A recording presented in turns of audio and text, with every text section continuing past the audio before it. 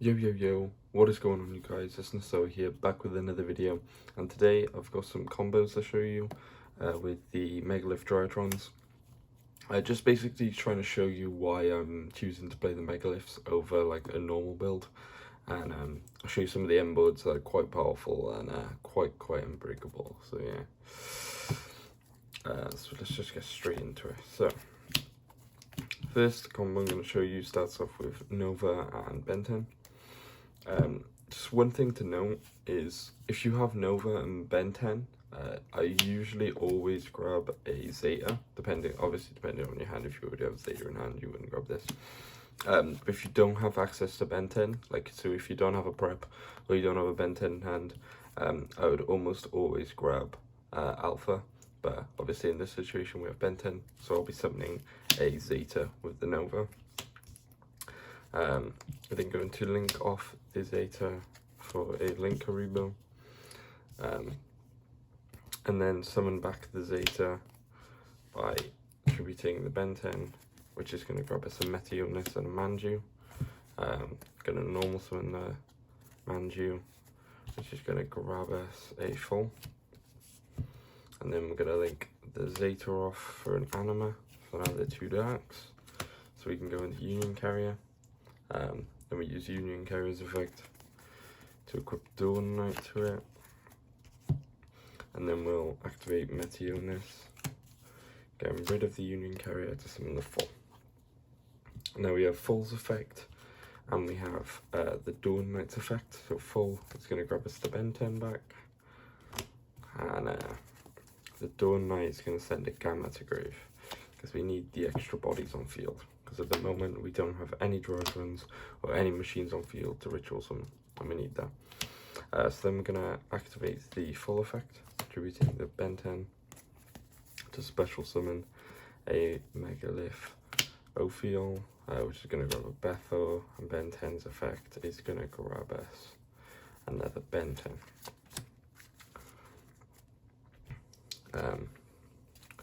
And then now I'm going to activate the effect of Gamma, summon itself out by attributing the Ben 10 from my hand and reborning the Zeta from the grave. And then Ben 10's effect is going to trigger to grab a Ultimateness. And then we're going to activate Meteornus, make this 1000 attack, and add it to hand, and then activate it, get rid of the Zeta, and summoning the Ultimateness. And then we overlay these two into a Dweller.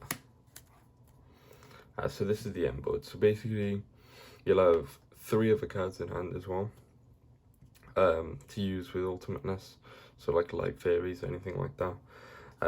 You have your Dweller, which stops like the Mirror, hurts Eldritch a bit, hurts Virtual World a bit, and like just a lot of other decks. So making Dwellers actually like pretty damn good. And then you have the full to tribute off the Bethel, because you're going to be detaching the Ophiol from the Dweller as well. So you tribute off the Bethel, and this is in your opponent's main phase now, to summon the Bethel from the deck. And you're actually going to get 1, 2, 3 pops. You're going to be able to pop 3 cards, and if they out the Ultimateness, then you're actually going to get 4 pops. So yeah, it's a pretty devastating board. It's actually really good. Now I'm going to show you what you can do if you don't have access to Ben 10. Because sometimes it will come up that you don't get access to Ben 10. Not very often, but yeah. Well, it's not that you don't have access to it, like, you just need to do something to get Ben 10. You don't draw it with prep or the actual card, because you're playing 6 Ben 10s basically. It's in your starting hand. But yeah, so we're just gonna start off with like Zeta and Nova, which looks like a normal hand. Like you run like 6 of these, you run like 9 of these. Well, you know, we'll use 9 Nova, so you run 6 of these. Like the chance of opening this is actually quite a lot. So what you're going to do is activate the Nova, you grab the Alpha obviously because we don't have access to Ben 10 like I said. You're then going to link off the Alpha for Karibo, then summon the Alpha, everything Zeta, grab a Ben 10, and then should be Ben 10, summon Zeta, just going to get you 2 searches. Now this is going to look very similar. So we're basically in the same situation, but this time we have an extra monster on board, which is actually really key. So this off into Anima, into Union Carrier equips Dawn, normal summon Manju, grabs Full, and then Meteonis into Full, and then Dawn Knight sends a Gamma, and Full onto Ben 10, then Full activates Ben 10, summon Ophiel at this and this. This time we have to go straight into Dweller early, just so we can have room. And then we tribute Ben 10 for Gamma to summon everything back out. And Ben 10's going to search our ultimateness. But in this situation, because we have so many lights, you can actually grab a Eva, because we are going to be making, like, depending on your hand, you can do a lot of different variations. That's why I really love this deck. So you can grab Eva here and make Herald of the Ultimateness, Herald of Mirage Lights, instead of the Ultimateness. And because then Eva's just going to grab you 2 another negate as well, so you have like 2 guaranteed negates. Just depends on the rest of your hand. But if you have like a load of fairies in hand, then you might as well grab Ultimateness. Also, if you already have an Eva in hand, what you can do is you can use this, or use the Meteonis Engrave to reduce this, add this hand, and link these 2 into Cross Sheep. So make Cross Sheep, and then you can Meteonis, summon the Ultimateness in a zone Cross Sheep points to, and draw 2 cards, and discard 2 cards. Because obviously if you have the Eva in hand, if you discard Eva, you just get 2 searches then. So you could just go plus like massively from that.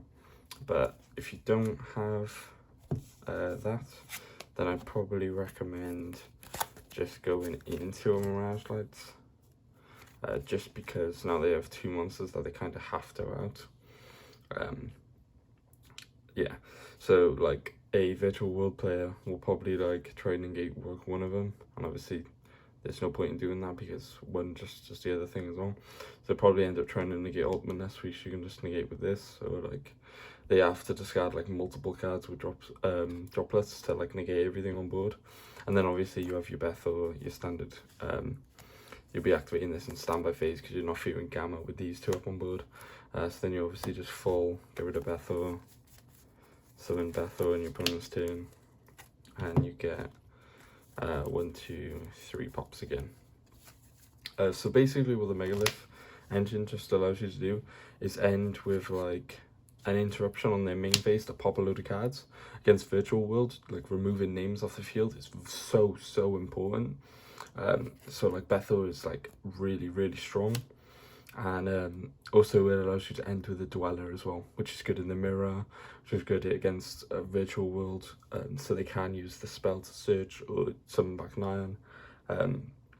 So ending on Dweller full is like really strong, not including these.